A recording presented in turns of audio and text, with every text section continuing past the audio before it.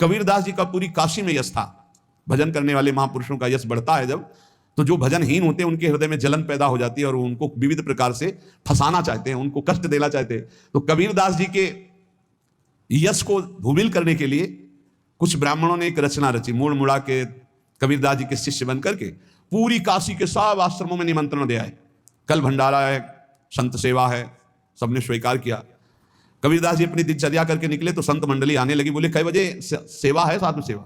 बोले कौन सी साधु सेवा? बोले कल आपके शिष्यजन निमंत्रण दे के आए, पूरी काशी के सब संत आ रहे हैं। कबीरदास जी ने कहा यार तो एक की भी व्यवस्था नहीं, पूरी काशी के संत आ रहे हैं।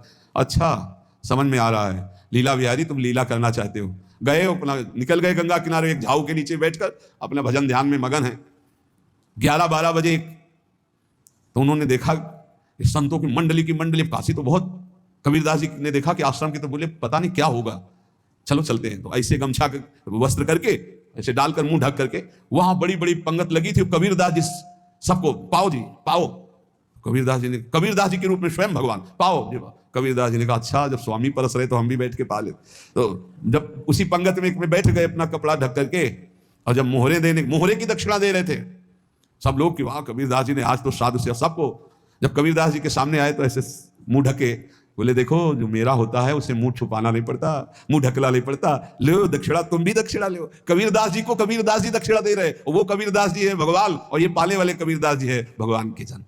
कभी भगवान अपने अरे जमाने जोर लगा ले, कितना जोर लगाएगा, भक्त और भगवान का झंडा कभी न झुकने पाएगा। बिल्कुल चिंता शोक भय उद्वेग रहित जीवन भगवद आश्रित